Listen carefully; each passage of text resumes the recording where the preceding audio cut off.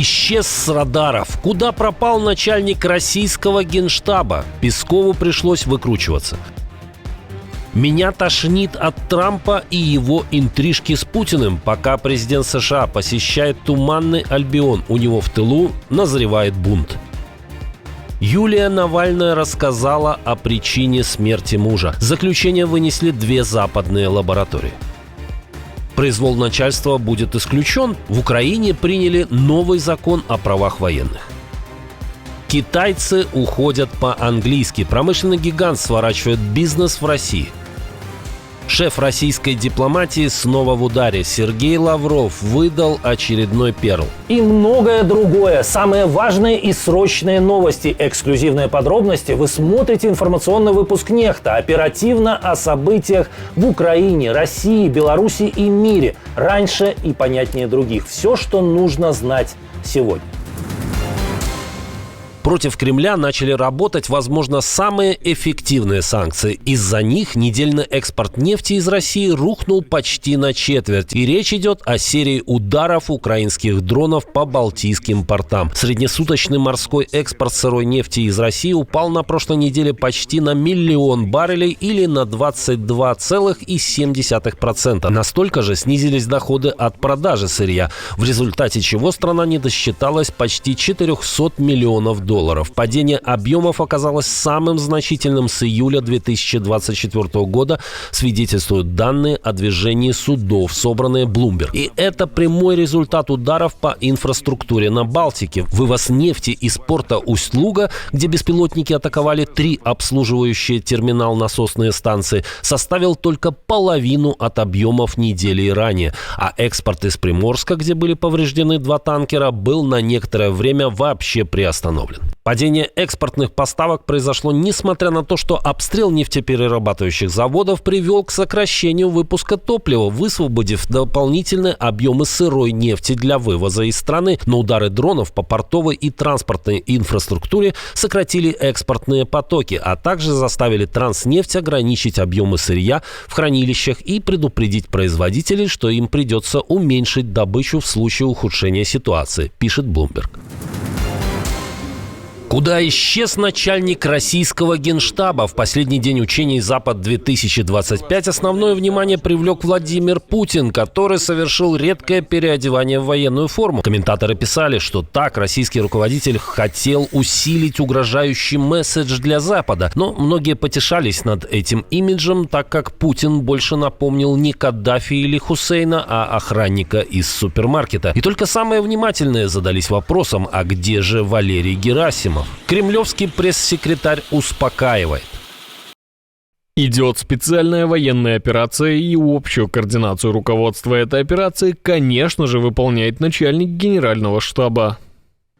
Но дело в том, что до этого генерал присутствовал на всех учениях «Запад» в 2013, в 2017 и в 2021 годах. Герасимов в качестве главы Генштаба находился на учениях «Запад» рядом с Путиным и министром обороны Сергеем Шойгу. Недавно Герасимову исполнилось 70, но ведомости писали со ссылкой на неофициальные источники, что Путин решил не отправлять своего подельника на пенсию. Может, хозяину Кремля все-таки рассказали правду об итогах летнего наступления, и он передумал. Что думаете? Пишите в комментариях.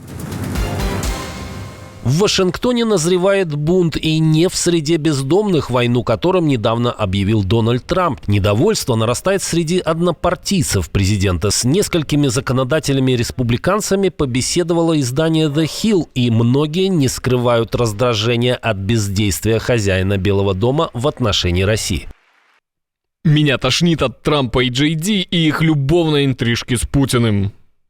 Этот же неназванный сенатор-республиканец добавил, что массированная атака России с использованием беспилотников и ракет на Украину на прошлой неделе была серьезной провокацией и явным признаком того, что Путин не боится серьезных последствий со стороны Вашингтона.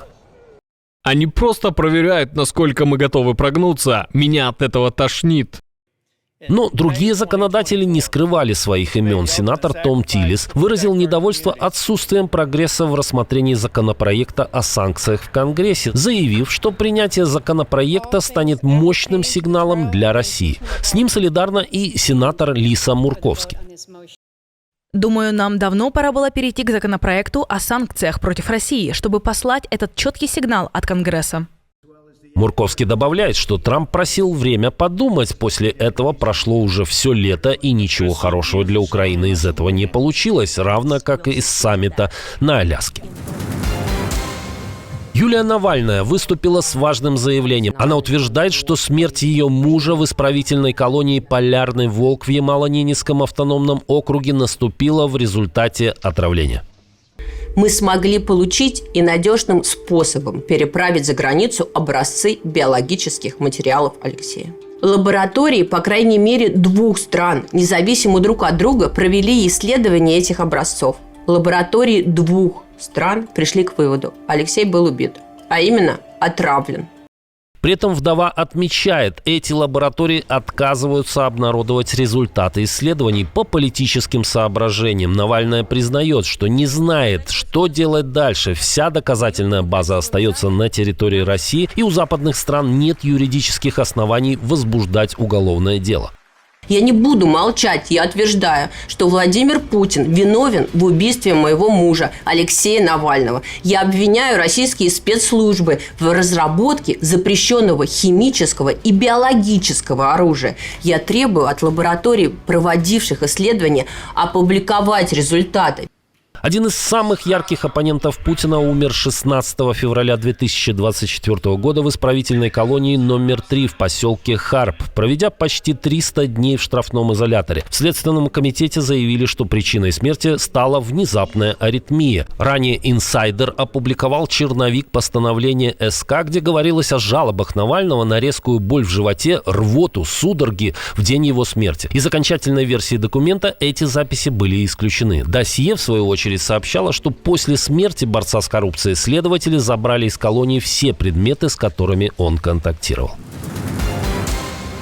В Украине появится военный омбудсмен. Соответствующий проект во втором чтении приняла Верховная Рада. Закон номер 13266 вводит отдельный институт контроля за соблюдением прав военнослужащих и всех тех, кого затрагивает война: резервистов, военнообязанных, членов добровольческих формирований, территориальных общин, людей, привлеченных к движению сопротивления на оккупированных территориях, а также правоохранителей. Главная задача омбудсмена – выявлять нарушения, разбираться в их причинах и условиях и разрабатывать предложения, чтобы свести такие случаи к минимуму.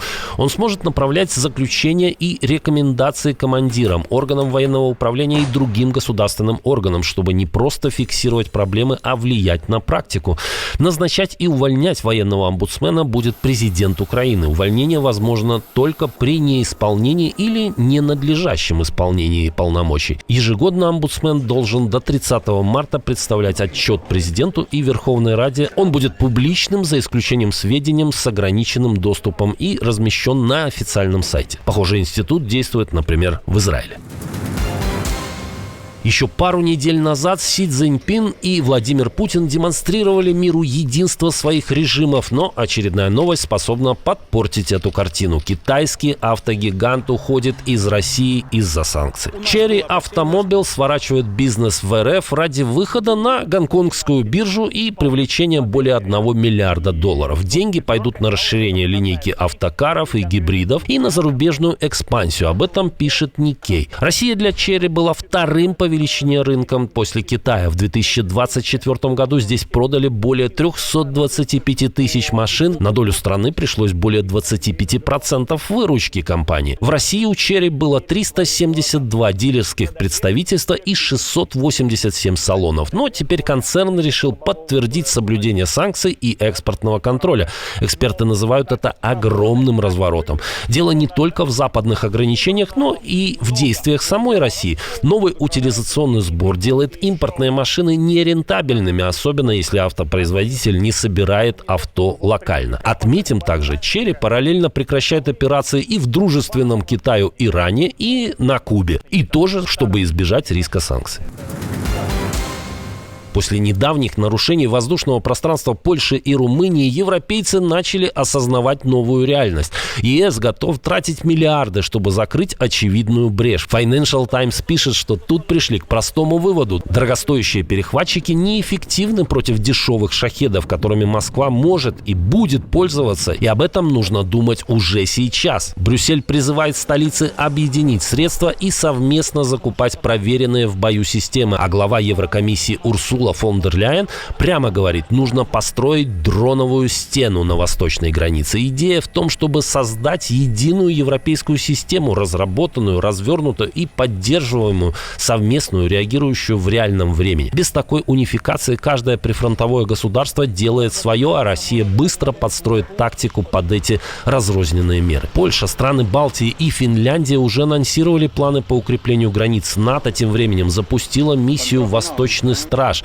с истребителями, кораблями и разведкой вдоль восточного фланга от Финляндии до Болгарии. Ключевое тут – заимствовать опыт Украины. Киев не только просил у партнеров системы ПВО, но и сам придумал дешевые и эффективные решения против низколетящих шахедов. Акустические датчики по всей стране, распознающие звук дронов и сотни мобильных групп с зенитными пушками и крупнокалиберными пулеметами. Это дешевле и порой эффективнее ракетных перехватчиков.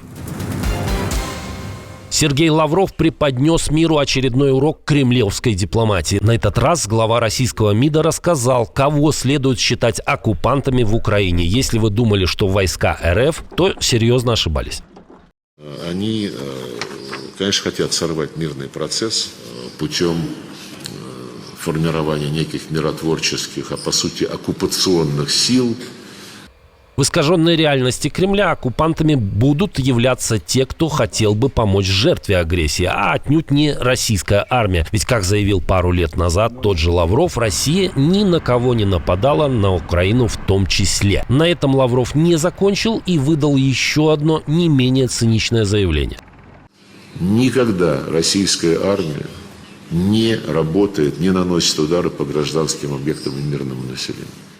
О разрушениях жилых домов, школ и гибели мирных украинцев и детей в его словах ни слова.